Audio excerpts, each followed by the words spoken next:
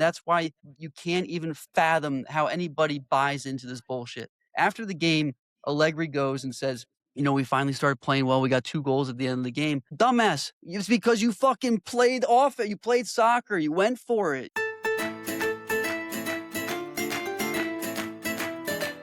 Ciao, paisans. Welcome back to one of the last episodes of Calcio Culture of the 26 Serie A campaign. It has been fun for some, horrid for others, and an anxiety-filled mix of everything in between for the rest. I can attest to that. Matchweek 36 in the books, 2 weeks left. Roma continue their hot streak with a come-from-behind win to get 4 wins in their last 5. Meanwhile, Milan get booed off the San Siro by the Curva Sud, and Napoli lose focus, dropping all 3 points to a Bologna team who had previously been on life support. Champions League spots are as open as ever. Inter try to replicate their performance from this past weekend on Wednesday when they take on a scrappy Lazio side on their home turf at the Stadio Olimpico. 3-0 on the first leg, so to say. What is it going to be in the final for the Coppa Italia? We are waiting to see. Paisans, don't forget to like, subscribe, follow, 5 stars, tell a friend to tell a friend on all the socials at Calcio Culture FC and on all your favorite streaming sites, Spotify and Apple Pods. Grow the game before the game ends, except we got World Cup, so let's get into it. Vos, do not ask me how I'm doing, but how are you? I'm doing good. I wore the Milan jersey to show some I did see support to you. I did see Yeah, that. crazy. Sunday was wild because I went from the Roma-Parma game, which was actually a really good game, to the Milan-Atalanta game, which I guess for like 75 minutes was one of the worst games I've ever seen a team do. It was crazy. Like, it was really embarrassing. We're going to talk about that. But outside of that, it's insane where we're at with the Champions League race. You Wild. said like a week ago, like Juve, Napoli, Milan had it locked up. And now we're at the point where there's 5 points between 2 and 6. So Napoli's on 70, Juve's on 68, Milan's at 67, Roma's at 67, Como's on 65. And then beyond that, Como has the easiest schedule, I would say, by any of these teams. Most likely to get 6 points, which puts the pressure on everybody else. And like, this is going to be insane. And I like that Serie A tried to do something cool and like line these games up where they're all playing at the same time, back-to-back Sundays. The thing that I hate about it is it's at 6 a.m. Eastern time, which is just insane. If you're trying to grow the league, put it on, like, put them in the 9 o'clock slot. It's the primetime games anyway. It just doesn't make any sense on that front. But really cool stuff to look forward to this coming weekend and next weekend. And right in the middle of that, or right before all that, we got the Coppa Italia final on Wednesday, which, granted, right now looks like it's going to be a really bad game based off of what happened at the weekend. But we'll see. I mean, this is the business end, and this is where it gets exciting. And then we go right into World Cup right after that. We've got a voluminous schedule of some high-impact games, not only for the current trophy collection of this season, but certainly for the standings and the games played for next year.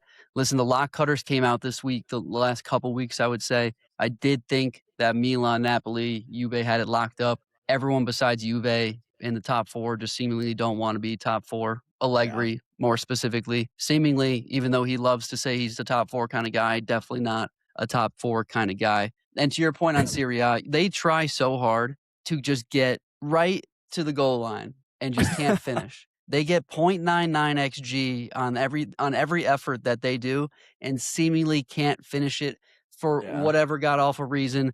The Sunday slate lineup is a great idea, a phenomenal idea, but for the love of God, get the night games to be the big games. I don't give a shit about the relegation zone, and neither does the rest of America for the rest of the world, for that matter. You have to be thinking about America. I mean, the whole thing is a marketing tactic. I don't know how you don't put them in primetime television, 2:45 on a Sunday with no NFL football on in America. I mean, it just blows my mind. Such a boof. The Boof Boys are back. The Boof Boys are back.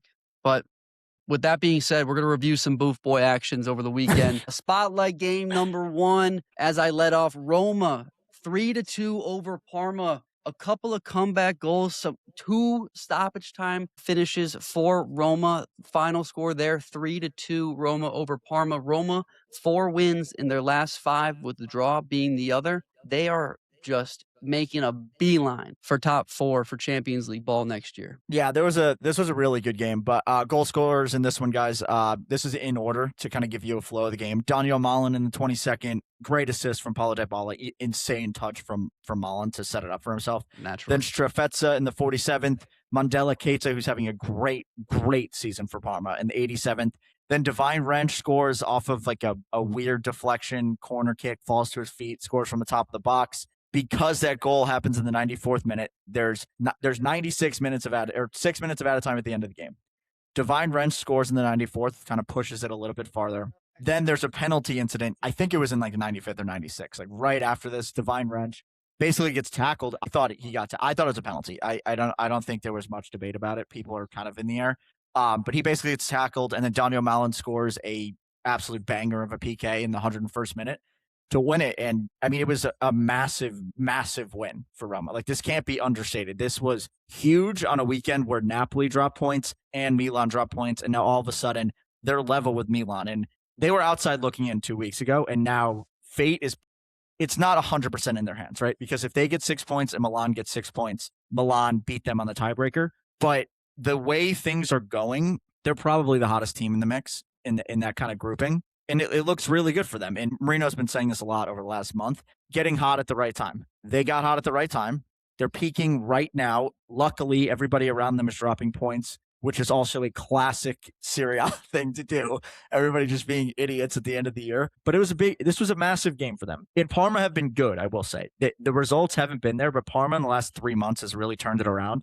And this game was at the Tardini in Parma. So it's big for them to see them get it done. And they look like a different team. 3 months ago, Roma down 2-1 with 3 minutes to go.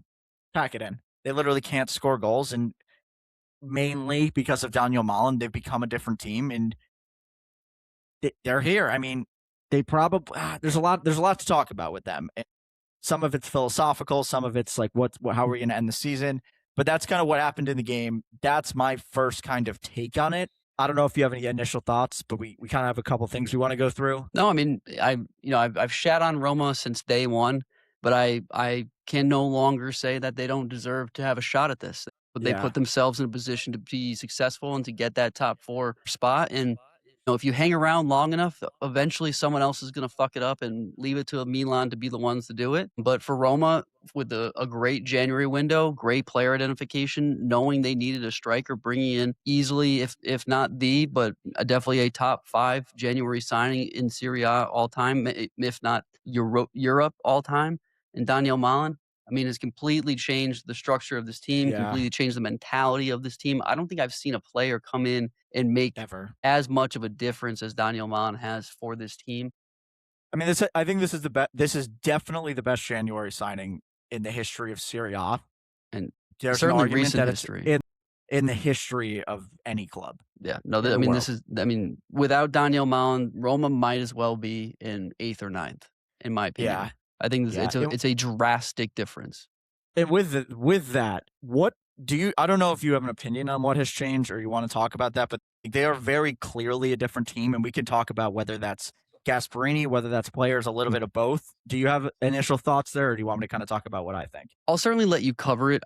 I'll give you my high level thoughts here. In that, like, I know people probably want to give Gasperini a little bit more credit here than he's getting. People probably want to give Roma in general more credit than what they're getting. But I truly think that Donyell Malen is single-handedly changing this team. And I say that because the effect that you have when you have a striker who's as venomous and as direct and as confident as Malen is right now completely changes the landscape and the approach of the other squad on the other side of the pitch. And so before Malen's existence on Roma, every team can push forward and high press and get a little bit more aggressive because they know that there's no attacking threat coming down the other way. Now with Malen, you not only need one defender, but most likely 2 defenders with the fact that Malen loves to shoot. And typically when you have a high volume of shot, it's not always the best quality. This guy takes quality shots at volume, which is a crazy combination. So when you have that from the striker who's so direct and so confident at the moment, you almost need to bring 2 defenders in him at all times, which completely opens the pitch for the rest of the players, and which is honestly probably what Roma needed. They needed a lot of these guys. Look at Pizzili. Look at Sule. Needed more space on the pitch to fully get into games. And Malen has been able to do that for them. So as much as you want to say credit is due to Gasparini and to the rest of Roma, I'm giving all the flowers to Donyell Malen. Full stop. Yeah, I think that is a ton of it. It's a ton of it. Because, I mean, before that, it was Ferguson and Dopic, basically, and then sometimes some other random guys in there. And I think what happened was when you had like Sule, Dybala, I mean, we can go down the list of other people that have played wing for them. Nobody really is direct on the team. And like every time Malen gets the ball, or even when he doesn't have the ball, he's trying to like go beyond the back line and get into really scary areas. And then just inherently that pushes a team further up the field.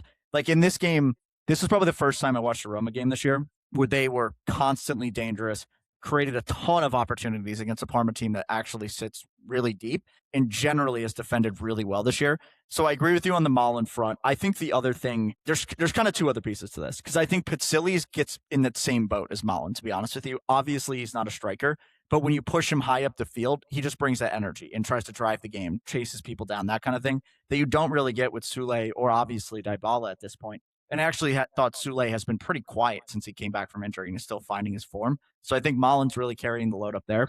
The other piece of this, which I will give credit to Gasparini, I think I finally understand why he's been riding Manu Kone. And I think, and I could be wrong, but I thought this game, I still think he's pretty lazy and that needs to get figured out. Like he needs to be busier in possession, but his progressive passing into dangerous areas was really good this game. He was skipping lines by getting the ball and he was getting it into Sule, getting it into Dybala, getting it into Malen. And I think that's kind of been missing all year, but I think he's probably the only guy on the team that kind of understands that role. Even with Cristante, I don't think understands that. I know he doesn't yet. Pizzilli definitely doesn't yet. They're more energy guys. So I think that he needs to get a little bit more out of him. But I think he doesn't know if he's Darun or Ederson yet for his system, but he knows that Kone is going to be one of them. And they're still figuring that out. So I want to give some credit to Gasparini, but again, the large share of it has to just go to Donyell Malen for basically carrying this team across the line and playing phenomenal football. It has to be. It has to be. We talked about this in the prep for this episode, and I'm still not sure what side I land on here, but you posed the question, is Roma the most informed contender for top four right now? And as a reminder, we've got in contention here Napoli, who just dropped points today against Bologna. We've got Juventus, who haven't lost a game in a decent amount of time. We've got Milan, who are in absolute shambles, Roma themselves, and then a sneaky Como on the backside, who tough couple of games between their second leg against Inter and their regular season game against Inter, but still firing mostly on all cylinders and getting the results that they need to get. Obviously clinching a European spot for sure at this point. But does Roma to you stand out as the best team right now? It's tough. Looking at all these teams, I think they all, apart from Napoli, like I know Napoli isn't the most informed, but I feel like they're the most prepared to go into the stretch. Obviously, they're in the lead, right? They're on 70 points. They're 2 points clear of the next best. But I just think like player personnel-wise, on their best day, they're the best team of this group. And kind of going through them with like Juve and Milan, there's very clear issues. With Roma, the thing that I'm worried about, especially in this Lazio game, is I think Hermoso and Mancini have been really bad for a very long time. And against Lazio, you've basically got Zaccagni. I couldn't get his name out. Zaccagni, a combination of Zaccagni, Consigliere, Isaacson. And those are horrendous matchups for them. Horrendous. I mean, they're going to run in behind them. Hermoso has actively tried to lose Roma games for months now. So I don't feel good about that. That being said, this is the most informed team of this group. They've won 4 out of their last 5 with a 1 tie. And just going off of pure form, they should get 6 points. I think that the derby against Lazio is going to be a problem with the emotion that's in it. And then again, like I said, I don't love the matchups for them. And they should get 3 points against Verona. I'm going to still go Napoli is in the best shape to get this done, but the Lazio game's it for me. They have to get 6 points. Their back's up against the wall. Fate's not in their hands. They've got to get 6. And I just don't feel good about that one game. I don't know your thoughts there, but I just think there's scary matchups all over the field. No, I mean to answer the top line question, I think Juventus is right now the best team of those 5. Interesting take. Of those 5. Really I interesting. think that they've gotten the most consistent results on the pitch at this point in the season. I don't like it. Like, we're looking at this Roma game as if it was like the best outcome ever. They scored 2 garbage time Yeah. goals to get up You're 3-2. definitely right. You're Right, definitely so, right like, about we're that. looking at that as a crazy great game for Roma. I don't think Juventus has played phenomenal football at times, but they've gotten the results in the last 6, 7, 8 games. So I think Juventus is truly the best informed team right now. And if it weren't for the fact that, like I said, I think this Fiorentina game coming up for Juventus is the same game that Milan just played against SAS, and it's a trap game. And the fact that you end the season on the derby against Torino, like I'm not settled Not a well with recipe those two for matchups. success. So Yeah. on a look forward basis, is it Juventus? Maybe not so much. I do agree with you that Napoli, given their schedule and just given their tenure of player, their experience of player, yeah, they're definitely best set up. But for form, I think it's Juve, very closely followed by Roma. Again, Roma is incredibly hot right now. They are following on the cape of Donyell Malen to a T, and it's working for them. They're not fighting it; they're just leaning into it. So Yeah. fair, but yeah, it's a tough outlook because there's so much pressure here. There's a lot of Roma have the pressure. most pressure on themselves, right? Because they're the ones on the outside looking in, even though they have the same amount of points. Milan right now, we've got Genoa and Cagliari coming up, which in theory should be fine. We'll talk about it in a second. And so I think that Roma's going to struggle in one of these 2 games. I really do. And so I I'd be pressure's surprised if Roma gets definitely 6 on. points out of the next 2 games. Yeah, I think so too. It's crazy. Like, you're talking about pressure. When was the last time they were in the Champions League? Do you know? I have no idea. 2019. Yeesh. That's insane. COVID didn't even exist then. Crazy. Yeah. And then my last thing on Roma that I just thought about right now, of these teams, they might be the only team where in any game, like, they haven't had a game where 2 guys have played well basically the whole year. It's always like one guy playing well. Like, no, there's never like 2 guys that are in form doing good. It's always like, oh, Wesley's in form, and then Wesley has a bad game. There's and no then Soulé has a consistency. good You're game. right. Yeah. There's zero Other than consistency. Malen, and like, it's Spilar. I will say Spilar's been good all year.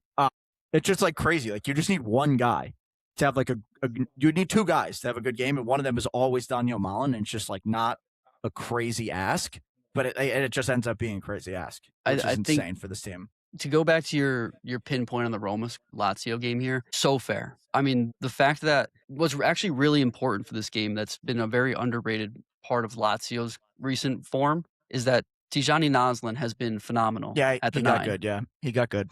And not to say that I wrong. think that he's going to be, a forever great 9, but for right now, he's playing very well at the head of that offense. Ndika's going to have his hands full, meaning that Ndika's not going to be able to shade one way or the other to help out Mancini and Hermoso. So those wingers are going to have a field day. Naslin's going to be running all over the pitch. And for what it's worth, that Lazio midfield has been playing very well.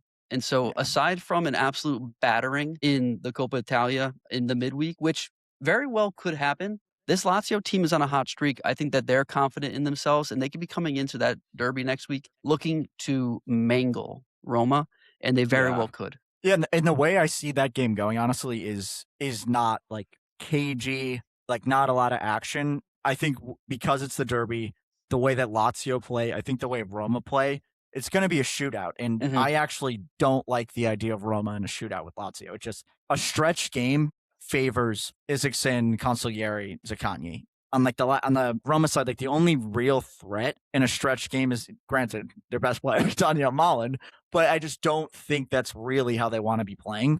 And that's worrying. I mean, apart from Manu Kone to Donyell Malen on a quick break, that's going to be the danger. But I think the legs is going to be scary. Hermoso and Mancini are just liabilities out there at this point for me. People might disagree, but and Mancini has scored some goals and gets forward, but he still is just like incapable sometimes on defense, and like flops around and thinks he's like Cannavaro, but he's not. And it's really frustrating, and it's a detriment to Roma a lot of the time. And Hermoso, I don't even need to discuss. He's not terrible. Good enough to play for this team. But and we have just seen, though, that Lazio can play a game of bend don't break. They did it against Atalanta in the second leg of the Coppa Italia. Yeah, they brought that to PKs. True. So Lazio have in recent times been able to take a game to the lengths, to the end there, and still hold on. Romagnoli is out for this game. He got a red card against Inter, so he's going to be suspended for this game. I don't know if that's for this game or the Coppa Italia, though, technically. No, it wouldn't be for the Coppa. Two different tournaments. Might be.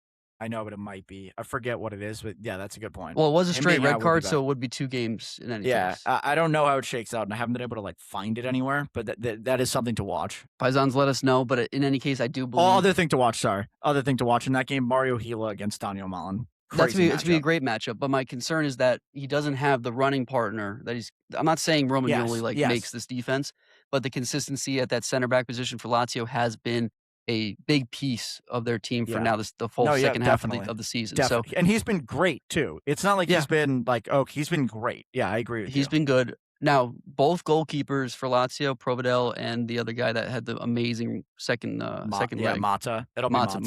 They've been great. So I don't know. I don't care who's in goal for that. But that Gila Malen matchup is going to be something definitely to watch, definitely to highlight. In any case, it's going to be a great game. That's probably going to be the game. That's going to be the game of the day. I know there's a bunch of really important games, but I think in order of importance, there you're gonna be watching the derby, Roma, Lazio. Then you're gonna be going to Milan, Genoa, and then can't go. It's at the same time. Gotta pick well, I mean, I'm thinking like in terms of how you're checking it out, and then you got and then let's not forget Juve Fiorentina. Yeah. I mean, I think Como Parma is gonna be a really good game too. I really hope. I mean, at this point, Como's playing with house money, right? So yeah. I think Are you good on Roma? I just want to touch on Parma if you're okay on Roma. I'm all set on Roma. Again, I think I don't want to apologize because I was right. Right. You're still right. But I want to give them props for at least not quitting on this season and taking advantage of some dumbass teams at the top in order to be in the position they're in now. Including them being a dumbass team at the top. And last one on this. It looks like Dybala is definitely leaving. He said he's already. I think it was yesterday. He's confirmed out. He's going to South America. Nobody's come to him and he's going to leave. Parma? Give me some Parma highlights, dude. On Parma, there's kind of two ways of looking at them because I still don't like how they play. They sit really deep, and I think they're good enough to not do that. So I'd like to see them be more progressive. But they were really bad for, I think, like probably 75% of the season. And now this last quarter of the season, they've been really good. And I think they've been really good. They've been good, and they've been in games. Been good. And I think it saved Cuesta's job. Certainly. And the other thing is I think Cuesta's elevated quite a few players this year. Obviously, Hans Nicolucci Caviglia has been good since he's been there. Mandela Keita is like, I would say probably like arguably the breakout star for the season on their part. And then the back line, Cercati, Trujillo, and Valenti, all of them are probably going to be gone next year. Valenti, the least likely to be gone. So I think that's a testament to Cuesta and what he's done with them, really.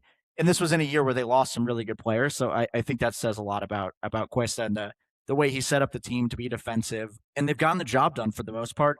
The other thing that I thought was really interesting, they signed this guy, I think it was in January, who was playing in the second division of France, Nesta Elfej. He's like 6'4" French guy, basically carbon copy of Pellegrino, but looks like a little bit better, honestly. And I think it's just something to watch because Pellegrino's kind of come off so Elfej came off the bench last game. This game he started, and Pellegrino came on like the fifth. So just interesting guy to watch because Pellegrino, everybody's really hot on. He also had a goal called off in this one, interesting enough. But yeah, that's my stuff on Parma. I like a lot of the players. I still am not sold on Cuesta, but interesting project. Yeah, I mean, you brought up Pellegrino, but you didn't name him as one of the best, one of the players of the season, but certainly was one of the hottest strikers for the first half of the season. And I know he didn't play in this.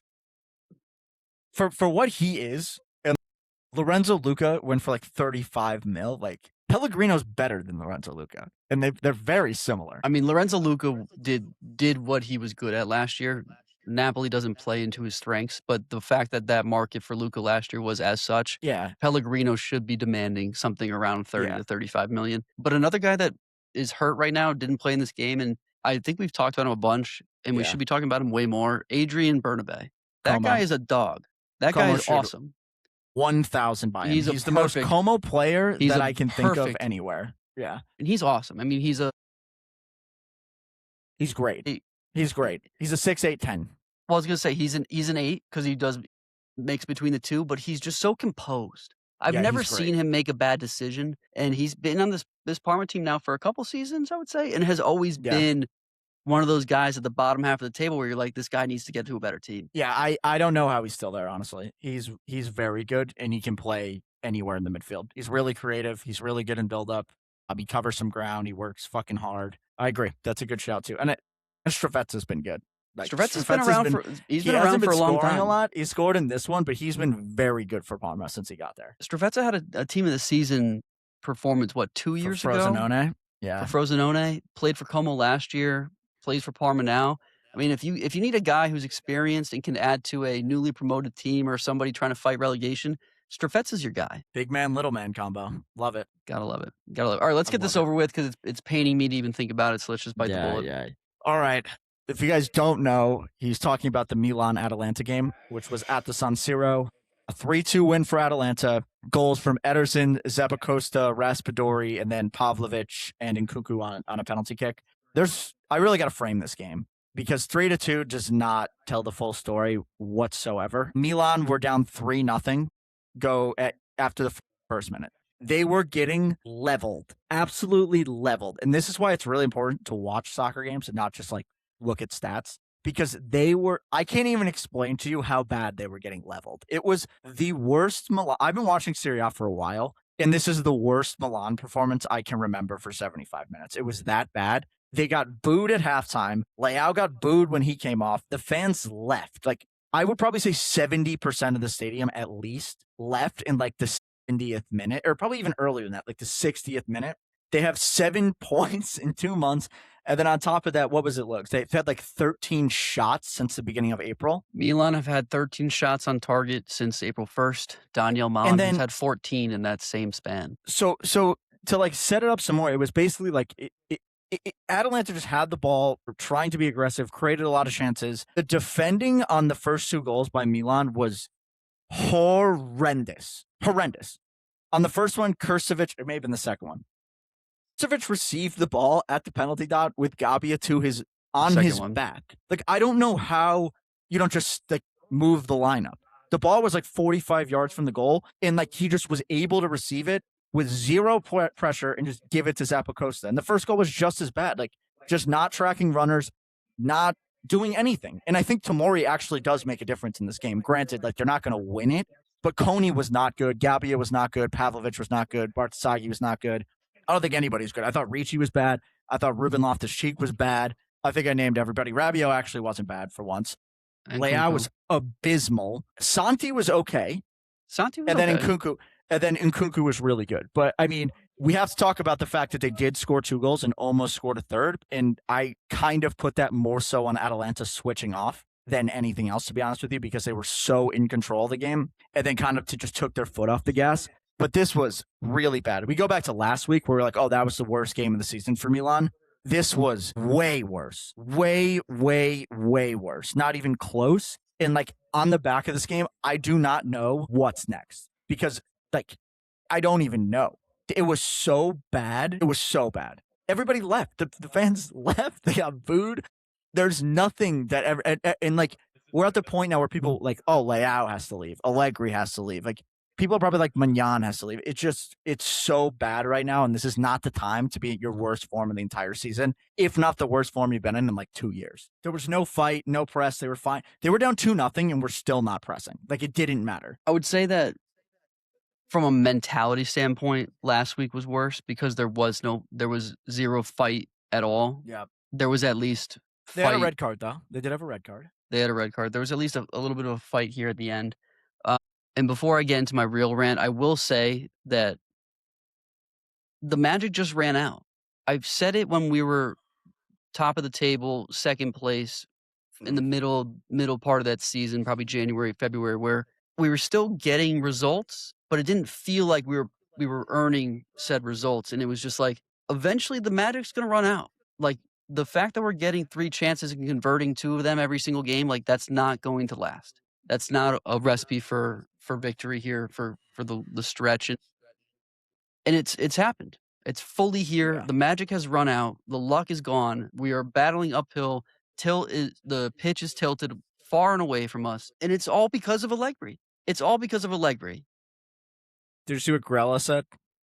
I was gonna quote Grella in this situation. Grella, as much as I don't like that man, had a great analogy for what this Milan season has been. You take a box of cigarettes and you look at the warning label and you say, it says these may cause cancer. Lighting up one bogue with your boys on the Vili is not going to give you cancer. But you smoke a pack a week over the course of a season, you're going to get cancer. And that's what this Corto Musso experience has been. Maybe not at the beginning of the season, you smoke a pack of Corto Musso and you're fine. Maybe towards the middle of the season, you're still fine.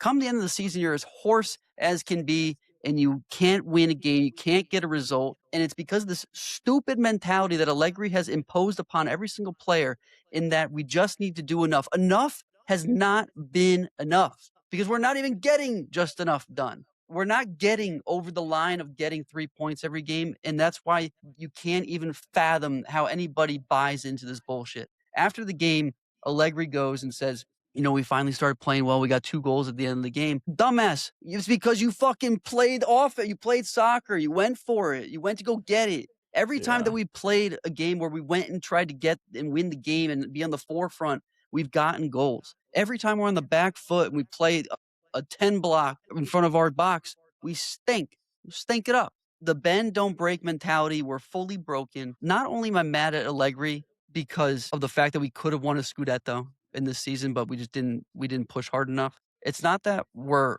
almost on the brink of not making Champions League. He has turned some of our star players into dust. Leao is fully broken. Now, again, it's been a couple of tough seasons for Leao off the back of some managerial changes. And then again, this season in particular, being stuffed into a position that he's not good at and constantly being asked to perform at a position he's not good at. That's Allegri's fault. Allegri has pushed out our number 10, our most likely best player aside from Modric, and he's gone. He's gone. And he's boofed Pulisic too. I mean, Pulisic is horrible. I think Pulisic has fully been looking ahead to the World Cup, which I'm upset about, but I mean, it is what it is. The guy's the face of the host country. It's going to get to you. Is fully broken. We're letting him go for 50, 55 million, which honestly is a discount if the team, whoever buys him. Whoever buys him is going to turn him into an $80 million, $90 million man, which is just going to be painful. If we sell him to somebody in Serie A, I'm gonna have a fucking hizzy fit. But I'm mad at Allegri for just wasting a year away, and potentially being here on the last match week 38 and being on the outside looking in on top 4. There will be no emotion for me to forgive that man for doing that after what we could have had. And so I'm fully just out on Allegri. Terrorismo ball, please get it out of here. Corto Muso, take it to Serie B. I don't care. I need it away from my team. And I also just want to say one more thing. I know I've been ranting, but this is my time to rant. I'm not going to sit here and say I wish we had Pioli back. I'm not going to say. I think I would. I'm not going to sit here and say that I miss what we had. Because at that point in time, Pioli was not the right answer for the next season. We just went on a series of managerial hires that didn't make sense, front office moves that didn't make sense. And so we have just continuously been in a snowball from being at the precipice of being a generationally great team. And we just made every wrong decision front to back over the last 2 seasons in order to take that next step forward. And so we haven't been able to. So no, I'm not going to say that I want Allegri back. I would pull Pioli. I was thinking about this. Pioli. I definitely don't want Allegri back. I think Pioli does a lot with this team, dude. Like, think about his 4-2-3-1 that won the Scudetto. It was Tonali, Kessié. Benacer. Who was at the 10? I'm forgetting. Brahim Diaz. My point being, he got the most out of Leao anybody's got. He got Olivier the most out of squeezed everything. He squeezed the shit out of Olivier Giroud. And I actually think Santi Jimenez does a lot of similar things to Giroud. And then, like, you give him Yashari and Ricci, like, I don't know, a little Pioli magic in there and let the boys play. I don't know. But seriously, you're right about the Allegri thing. It's time for him to go. What I will say, players deserve some blame. And I mainly point to Leao and Pulisic there because you haven't done anything different. Like, Allegri, yes, they have not been played in their best position, but they have not improved at all the entire season. At all. And, like, that is a little bit on the players, no? Like, you kind of have to blame them. Like, your best players, you can't be like, oh, they suck now because they're not playing their favorite spot. Well, no, I certainly... Like, you can't have that. I blame Leao fully for his performances the last 3 or 4 games because he's completely shut off. I'm getting mashed by Son right now. There's a point where, yeah, okay, the manager fucking blows, but you as an individual on the pitch who has been the shining star for a huge franchise for 5-6 years, do something. Or just float out wide. Who's going to stop you from floating out wide? Well, what I will say, this game, they went a little bit 3-4-3, and Leao was a little bit better. But at the end of the day, like, Leao is not a goal scorer. And in this system, he's supposed to be the goal scorer. And was like this with Fonseca. Remember, like, oh, the offense sets him up. He gets a lot of chances outside the box. He can't score outside the box. No. He has to dribble the ball into the net. And if you don't give him that, it's not going to happen. It's unbelievable the misuse of the roster this season. It's just it's unbelievable. Horrible. And they've got now Genoa and Cagliari, which not the hardest games, not the easiest games, but you just don't know what you're going to get. If you look at the season, if you look back at the season, these are the teams they don't beat. These are the teams that we don't get points from because we do not know how to be on the front foot. And so if we're going to try to play Corto Muso these last 2 games and, bend, don't break, we're not putting goals in the net. Here's a good question for you. Thinking about this now, with everything that's gone on this year, I agree. It definitely knows he's on the hot seat, but is it safer for him to go 4-3-3 and try to win this game or to stick with the 3-5-2? Like, from his mentality, obviously I know you're going to say, oh, we should do 4-3-3. But from his perspective, if he switches to 4-3-3 and then they lose both of these, is that better than going 3-5-2 and losing both of these? Well, from his perspective of trying to keep the job. Sure, but let me ask you this: has the 3-5-2 worked in the last 6 games where we've gotten 4 points? Point. Has the 3-5-2 worked in the last 6 games, getting 4 points? Even do you move forward with a 3-5-2 after getting 4 points in 6 games? If you're Allegri, I mean, anybody with a working brain cell would say we got to change. Especially with how good Nkunku was. I mean, this is do or die. And the fact, Santi's healthy, that's a true 9 right there. And Nkunku can play the 9, and that's great if you give him some fluidity. If Pulisic is truly not hurt, which is what I heard just before we got on the pod, was that there was no injury found, which is a little weird as to why he said he got a knock and didn't want to start. Yeah, if you get a healthy Pulisic out there, you get Leao in his true spot, you get Asante who's getting better because he's playing, but he's playing more, right? He's still coming off an injury, and Nkunku coming off of a great game. That you might be good there. You might be good there. 4-2-3-1, dude. 4-2-3-1. My one concern comes from Salamakers as a true right back, but so be it. In possession, you go 3 backs. That's fine. Bartasagi off the left, right? I mean, that to me, if Allegri, if this team meant anything to Allegri, he would do that. If this man is just looking forward to vacation in the summer, then he's going to stick to a 3-5-2 and try to pack it in against 2 bottom of the table teams. But we'll see. We'll see. I wouldn't be surprised. This man has let me down at every turn. And I'm going to be really sad.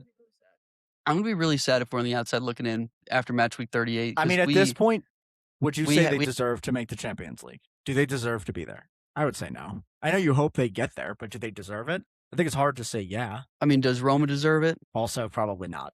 Donyell Malen, I would say Juve deserve top 4. I would say Napoli. Como. I would say Como Napoli deserve top 4 more than Roma and Milan. And honestly, I think Atalanta deserve it more.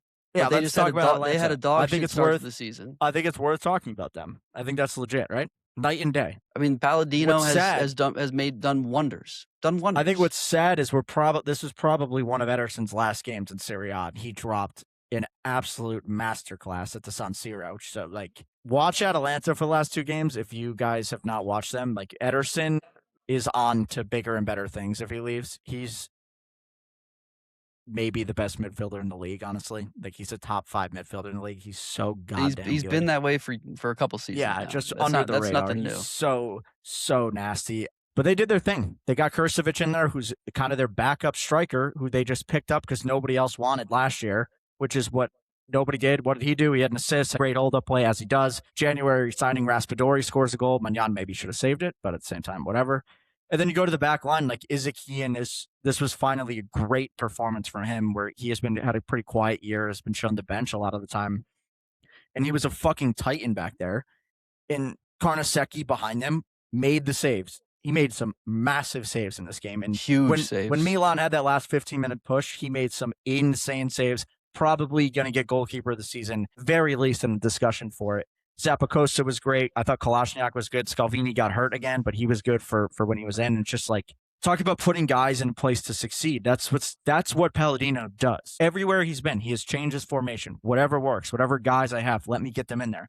He thinks Raspadori is the guy. He gets him in. I don't like Raspadori, but he does, and he sticks with him. And he's sticking with him over Sulemana. You could play Zalewski there. There's a lot of things he can do, and he's sticking with him. He's benched Bellanova, which I think is actually deserved, which I never would have expected. Zappacosta's been fucking great. This is a guy that's doing it. And the fact they now have a route into Europe potentially is crazy, because this year was a wash. Even we said Palladino, it doesn't even really matter what happens. But now we're in a position where if Inter win the Coppa Italia, they're probably getting in the Conference League because they get another spot and they pretty much have that locked up. And I think it's incredibly important for this squad to have some European football next year. Massively important. Massively important. I don't think that can be understated. And you look to that, like, they are going to be the best. If they're in the Conference League, they are going to win it. Nobody is going to touch them. 1,000%. 1,000%. No, I mean, I truly hope this team doesn't get picked apart. I think the biggest targets to leave are obviously Ederson. I've heard CDK being linked to the Bundesliga, some top teams there, including Bayern. Yeah. Ahenor,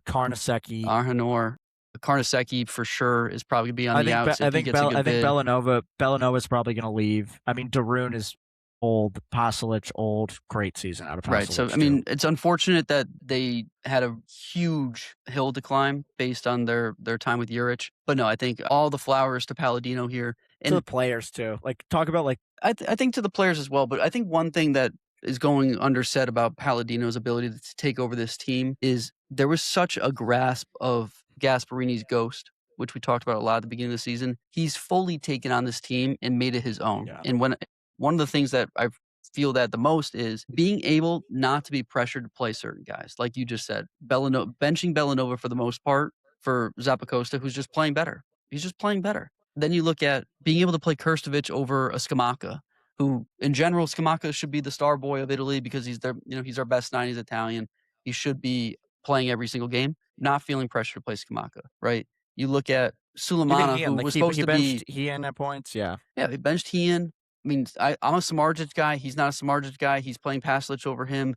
So, I mean, that it's fully his team. He is calling the shots with conviction, and that's all you can ask for from your skipper. I know that under Palladino, they haven't gotten some results that they truly should have. I think that's going to be ironed out for next season. This is going to, if they can keep these guys get a little bit better in the window, this is going to be a force to be reckoned with. Yeah, you don't and the likes that Inter and Christian Kivu are going to be trembling when they come and play them. That is how good this team could be if they don't get picked apart. We'll see what happens. If they get picked apart, yeah. That's the tough part. They might, but they also might not. They're kind of a selling club, though. Atalanta are the Dortmund of Serie, so I wouldn't be surprised to see them. But with that being said, they always find a way to recycle and find new guys. So it'll be interesting to see how this summer goes for them. But hats off to Atalanta, hats off to Palladino, hats off to the Atalanta guys. It's been a great run. I think they're effectively out of European ball, except for the result on Wednesdays. Yeah, fully out of their hands, unfortunately. Let's see what happens. Want to take us through the rest of the games? We could stop on a couple. That's a wrap on Milan, Atalanta. Again, Atalanta 3, Milan 2, Milan free fall, Atalanta just having a good time. Rest of match week 36, quick hits here. Torino 2-1 against SAS. The Sandbaggers, Torino and Udinese, they find a way to get results against teams they shouldn't. Sassuolo, a little bump in the road. Gio Simeone Peterson, the scores for Torino, and Thorsvet, friend of the pod, scores for Sassuolo. On to the next one, Sandbaggers galore. Udinese 2-0 against the Island Boys Cagliari. Gay and Buxa, the scores for Udinese. I don't even know, besides Davies, where Udinese gets their talent from. Their back line is actually kind of good, but like Sola, yeah. No, they're solid. This Udinese team, they're just a bunch. I think the weird thing with them is like every one of their players are like if you're like a better Serie A club, every single one of their players, it's the same thing with everybody. Like, do I really want to spend the money on this guy? Like they're all like they're right under that level, which is why like they kind of get stuck here and they don't really get picked apart because like you don't really want any of them, but they're all like okay. They're like the best of the mid-table guys. Basically. No, the last guy Udinese had that was worth the buy was Rodrigo De Paul, and I don't think there's been anybody since then. Udogi.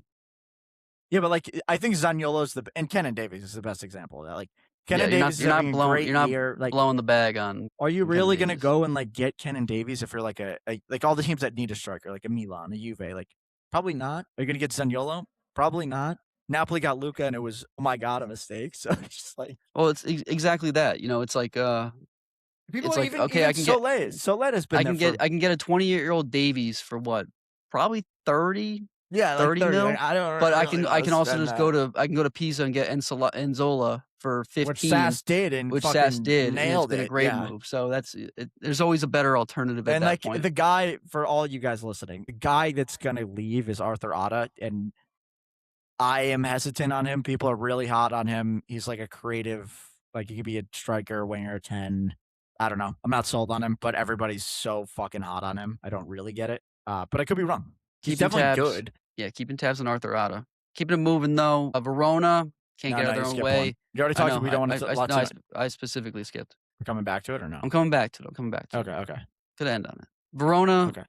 They lose again because that's what Verona does this season. The Como get the 1-0 win. Just get it done. Como just getting it done. Duvicas with that goal there. Duvicas is the second highest goal scorer in the league behind Lautaro Martinez. Duvicas, if he needs to stay on Como so that they can keep that did I just create a false narrative there? I think he is. Yeah, no, the only thing I wanted to add is that he's tied with 2 people. And Marcus Thuram still? And one other one that's really funny. No, somebody has passed Nico Paz. Somebody has passed. Oh, is it Donyell Malen? Yeah, it's fucking crazy. Jesus Christ. With that being said, Duvicas tied for second behind Lautaro Martinez, having a phenomenal season. Fiorentina, Genoa. If you couldn't guess, that game was shit. 0-0. I don't know what's gone in. Let's stop really quick. Yeah. On Fiorentina, I don't know what's going on. Like that's what I was just gonna say. Yeah. Doesn't make any sense. Like I get you're not really playing for anything, but you gotta have some pride. Like as players, it's been a full season and it has not gotten better. And they have good players. They have really good players, and I just don't know what happens. Like, I think the other thing is it might be wishful thinking to say that next year, like, Fiorentina's going to be back. Like, no, people are going to leave. Have we seen any? No. I mean, like, why aren't they going to be back here next year in the same position, like fighting for relegation? Like, I think we're all just assuming that it's not going to happen. But nothing. But I haven't seen anything that's proven that's the otherwise. Thing. Pioli was a bad manager, but based off of all this, like, I can't say this is on the manager 100% because there's a bunch of managers that get good clubs. Like, Pioli won a Scudetto at the end of the day. And I'm not going to say it's Pioli's fault that they're down here. Like, do I think he's a great manager? No. Do I think he's okay? Yeah. And I just don't know what we're going to look like next year. Are they going to be able to... Who's going to go to Fiorentina? No, it's a broken They have been project. passed. They've been passed by Bologna. I would say Lazio, Como. I mean, if you're somebody, Sass is coming in for you, or Fiorentina, and it's Fiorentina or Sass. You're going to Sass. Like, this is really dangerous for them. I choose Fiorentina over Udinese, Parma, Torino. Parma maybe not, but I don't know. It depends on if you like Cuesta. I don't know. Yeah. I mean, but let me read you a grouping of players, and then you tell me where in the world they would finish in a regular Serie A season. David De Gea, Odo, Robin Gosens, Mandragora, Jolie. We've got Piccoli, Brescianini, Fabian, Goodmanson, Moise Keane, Camuzzo. I mean, in what world is that not a top 18? All of these players are good enough, if not to start, to get some burn on top 6 teams. They're all from top 6 teams. They're all from top 6 teams. They were there. So I don't get it. And it is what it is. I've got Genoa next week. On to Genoa. I got to focus on that game. DDR, please, for the love of God. I know you're a Roma guy. I know you want Roma top 4. Give me this one. Yeah. Cremonese, seemingly putting on some of their best performances of the season, although it is Pisa 3-0. Cremonese, Jamie Vardy, Bonazzoli, Okereke. That's a recipe for fucking success from Cremonese. Bonazzoli on 9 goals is that's a fucking haul for where they are and what they've been all year. I feel like every week he's just been scoring, and like 12th in goals scored. I'll take that from him. And do I think he's a lock great player? Maybe not, but shout out him, dude. 9 goals. He's got the same number of goals as Rafael Leao, bro. Are you kidding me? He's a dog. Huge shout out Bonazzoli. If they go down, somebody should get him. If they own him, I don't even know. They maybe don't even own him. This would scream somebody that they don't own. Yeah, I don't even know. In any case, shout out Bonazzoli, shout out Jamie Vardy. They own him. They own him? Okay. They own him. Juve get it done. A scary game against Lecce, 1-0. Dusan with another goal. That's 2 in 2 games. He is fully trying to weasel his way back into the Juve roster next year. This was also in the first. I think he scored in 11 seconds also. So fast. Fastest man. But Juve getting it done again, like I said earlier in the pod. That's 4 wins, 2 draws last 6 games. Those are results that are going to get you top 4. So the thing that I will say on Juve, they did the same thing they did that we talked about, I think, last week. Was it with Milan? Or whoever they played last week. Verona, where they dropped points. It was the same thing. They fucking leveled them, created a lot of chances, but nobody knows how to score a goal. They had 15 shots. They had almost 3 XG. They can't convert. And you probably ride Dusan now. It's really hard. You got to ride the hot hand. You got to go ride the hot hand. And the Fiorentina game is a trap game. I don't know why. We're all on the same page. Even Mats was like that.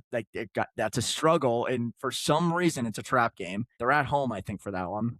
And then you finish off the season at Torino, which on any given day, Torino can be the worst team in the league, or they can be a really hard matchup. They're never going to be the best team in the league. But with this kind of struggling to score a lot of goals, but creating chances, Torino has guys that can hurt you, dude. Shea Adams has had a great season. Gio Simeone's had a great season too. Let's not forget. That's what I said, no? No, you said, Shea Adams has had a good season. Oh, Gio Simeone has also had a good season. And so is Duvan Zapata.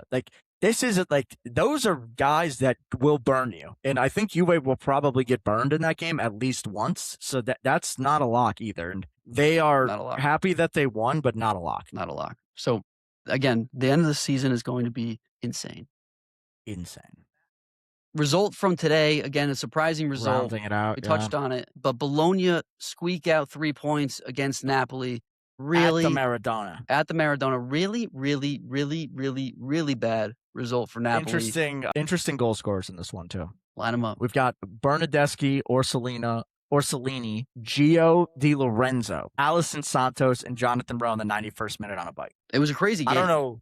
Crazy game. Wild game. I thought Bologna outplayed them. I don't know where this came from. For Napoli, terrible result. Yeah, really bad loss of concentration by Napoli. You gotta punish these guys. They are not that good this year. Mm-hmm. And granted, Bologna's best players showed up for the first time in a very long time, I will say. And I think this is why we all were or at least I was Bologna are actually, I thought they were going to finish in a top 6 spot again. Because on their day, this is what they can do. They have really good players.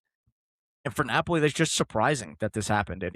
I don't really want to get into the game because I honestly didn't get a chance to watch it today.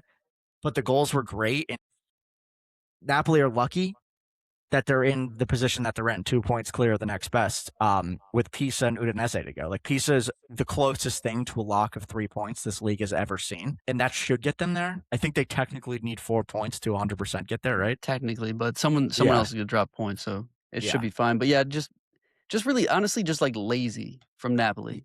I don't know if I'll call it, I don't think lazy is the right word, but just can't be having that in this part of the season. The other thing that I will say on Napoli, the Alisson Santos story is big this season. That's maybe the biggest thing. My biggest takeaway from this year is that Alisson Santos is going to be a starter next year. He's very, very good.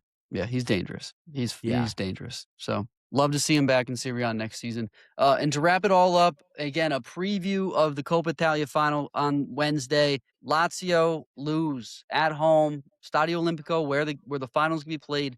3-0. Goal scorers there: Lautaro Martinez, Peter Sucic, and none other than Hank Mkhitaryan on the doorstep of his potential retirement. People are saying. Do I think that this is a sign of what's to come on Wednesday? I do not. Oh. I will say I thought it was strange that Lazio played the Dogs in this game because it was a meaningless game in Serie A and they've got everything to lose on Wednesday. I think Lazio show up a different team on Wednesday. I have to think so. And I would love not to have Inter getting the double, but I've got bigger things to focus on. Yeah, so I think the important thing in this one, does it make a difference? I don't know. But Nuno Tavares should be fully back for the Coppa Italia final. And then I was just reading that Zaccagni is fully back for the final. So you basically swap out Pedro and Pellegrini for Zaccagni and Nuno Tavares, which for me makes a little bit of a difference. I don't know what you think. And then the other one is Kenneth Taylor is probably playing over Dele Bashiru. So, I mean, those are three of Lazio's best players that weren't playing in this one, I will say. Does it make a difference? I don't. Those are big. Those are big. Those are really big. Does it make a difference? I don't know, but who is going to be more... It certainly makes a difference. What I will say, like, who is going to be more fired up going into this game? I would think Lazio. 3 months ago, I would say Lazio. Now I truly think it's Inter. I think it's Inter. I think Kivu's got the boys ready. Unfortunately, this is a different Inter team. I don't know, but it's the same feeling that I had when Lazio played Atalanta's second leg. Everything in my body said Atalanta, but I just knew it was going to be Lazio. Everything in my body says Inter. It's going to be Lazio. I think Lazio take the cup. Listen, I think that Inter are better at every starting position, right? But the snafu. Maurizio Sarri is a better coach. Maurizio Sarri is a better coach than Christian Kivu, and he has won this competition before. Yeah, he's been here. Don't sleep on that. No, I'm not fucking sleeping. Paisans, you better not be sleeping, bro. I think like the other thing to think about when you guys are like, if you should watch this game. It's gonna be a really good game. For both of these managers, winning this competition would be massive. Maurizio Sarri winning the Coppa Italia with no transfer window, with like selling the best players, being lied to, and like they were so bad. If he turns us around to win this, oh my God, testament to him. And on the other side of things, Christian Kivu gets the double done year one with Inter. Like, whoa, big name alert. Whoa. We got to watch that. Whoa. So I think that's an important storyline, regardless of what happens. Like, if Inter beat the shit out of them, like Christian Kivu, holy shit, like this is an unreal run. And if Lazio somehow pull it out, it's Maurizio Sarri, one of the best managers who's ever coached in Serie A. Quick question before we wrap this fully up. Have we seen a manager be a flash in the pan following a season if Kivu gets the double here? Or does this solidify Kivu's longevity in this league? Way too early. Can't. He got the best team in the league. If you're handed the best team in the league, your floor is pretty fucking high. So I don't think we can say he's a lock to be good. He did a lot of good things. Yeah. Inzaghi was one of the most sought after coaches in the world, and he was still even like the best one of the best Inter teams ever, and he wasn't like he left. You know what I mean? He's got big. It's still a big. He's following Conte and Inzaghi, and there's a lot that he needs to do to get. He's got big shoes to fill, but it's definitely a good start to get the double in the first season. Paisans, tune in Wednesday. Sorry. Last question. You shit. Do we have an updated prediction of top four or top whatever we want to call it, 2 through 6? I cannot comment. I won't comment. I have 2 games that I'm focused on, and in 2 games only. If I get my job done, if I get a 4-3-3, and I get Pulisic out there, and I get Leao out there, and Santi Jimenez scores his first goal in over 365 days, then I'm top 4, and that's all I care about. I'm doing some math right now. I think Milan get 3 points. I'll say that. I think Roma get 4. I think Milan win one of the 2 games. I think Juve win one of the 2 games. Actually, I feel more confident about Milan winning one of the 2 games than I do about Juve winning one of their 2 games. This is what I got. So I have Napoli. Napoli's the only team. No, I have Napoli winning both. So they beat Pisa, they beat Udinese. They finish in second on 76 points. Juve, I have getting 4 points from Fiorentina at home and then at Torino. They finish in second on 72 points. Then Milan, Roma, Como, I all have finishing at 71 points. And that's Milan get 4, Roma get 4, Como gets 6. And in that case, I don't know who has a tiebreaker on Roma and Como. But Milan then in that case has the lock on Como. They have the tiebreaker over everybody, right? Milan have the tiebreaker over both those teams. So then Milan would be third on 71, and then it's the tiebreaker between Roma and Como for the 4th Champions League spot. Oh, no. That they're both out then. Then it's a Roma Como tiebreaker for Europa League, unless Lazio win the Coppa Italia, then it's a wash in the Europa League and Atalanta Conference League. Yeah, the Como Roma tiebreak comes down to goal difference, and as of right now, Como have a +6 goal difference on Roma. Oh, God, this is gonna be crazy 2 Sundays, 2 Sundays, Paisans, and we got a crazy Wednesday result to back that all up. So, Paisans, without further ado, that is presumably the third to last episode of this 2025-2026 campaign. We are coming to the end of this. This is the business end of the season, and we appreciate you following along with us every step of the way. Make sure to like, follow, subscribe, 5 stars, tell a friend to tell a friend to interact with us on all the socials at Calcio Culture FC. Try to grow the game with us. It benefits everybody all at the same time. At Calcio Culture FC on X, Twitter, YouTube, Instagram, TikTok, and on all your favorite streaming sites, Spotify and Apple Pods. No mas today, Vos. You know what that means. Take us away. Paisans. Paisans, do not be a Don't- gagoots in Forza Calcio Culture.